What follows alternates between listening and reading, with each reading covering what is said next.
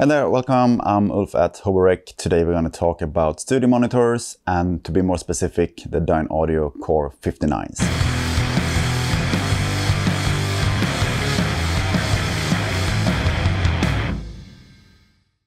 So if you've been watching my channel for a while, you probably noticed that we use a lot of Dynaudio monitors in the studio. And ever since I started working here about 5 years ago, I became a big fan of the monitors, and especially the M3s we have soffit mounted in the walls, and also the BM6s that we usually have as backup monitors down here. We've tried some of their newer monitors lately. We've had their Core 7s here for a while. Now recently we had an event here, and some reps from Dynaudio were here and had a demo of the Core 59s, and I've been trying them out now for a while, and I'm ready to give my honest review. Since it's monitors and it's really hard to give you any like sound examples and stuff, so I'm just gonna tell you how I feel about them. That won't give you any like scientific proof of anything, it will only give you my opinion. So first off, what is the Core 59s? It's one of their newer models. It's a three-way monitor and also with a bass port. So a little technical specifications. The subwoofer is 9.5 inch, the mid-range woofer is 5 inch, and the tweeter is 1 inch. There's a 500 watts amplifier for the woofer and mid-range, and a 150 watt amplifier for the tweeter. The frequency range is 42 Hz to 21 kilohertz with a variation of 3 decibels, and 38 Hz to 24 kilohertz if you have a variation of 6 decibels.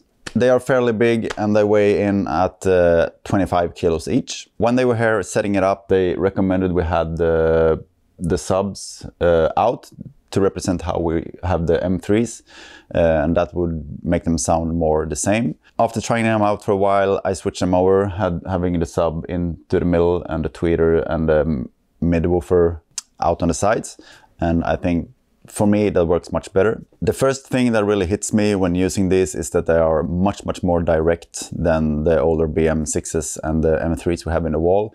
So it's basically like watching your music in a magnifying glass. At first it was a bit uncomfortable how detailed everything sounds. So when producing and when recording, I still prefer working on the M3s. To me, they seem a little bit more musical, and since I'm so used to working on them regularly, they just feel more comfortable. But as a tool, the Core 59s are really amazing, and they have a really good representation through the whole frequency spectrum.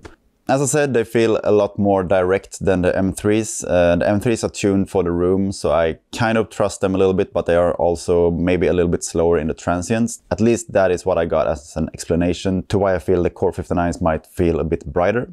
But they also have some switches on the back where you can set them up to your liking. And back there you have switches that goes from bright to neutral to dark.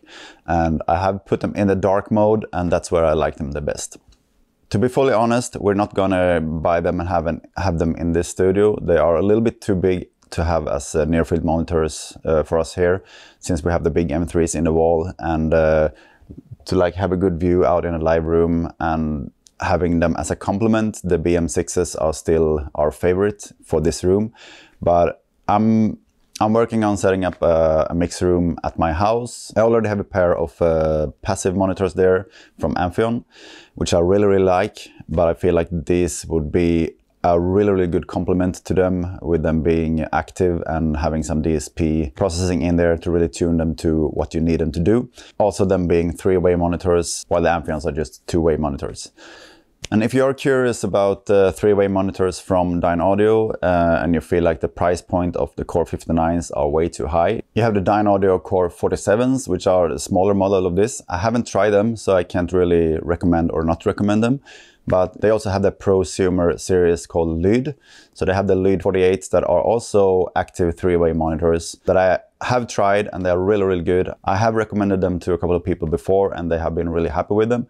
So check out the whole series from Dynaudio, a really nice company with really nice monitors. So as I said, the Core 59s are a three-way monitor with a bass port, the tweeter and the mid-woofer. That section is switchable, so you can have the monitor standing up and still have the tweeter and the mid-woofer on top of each other.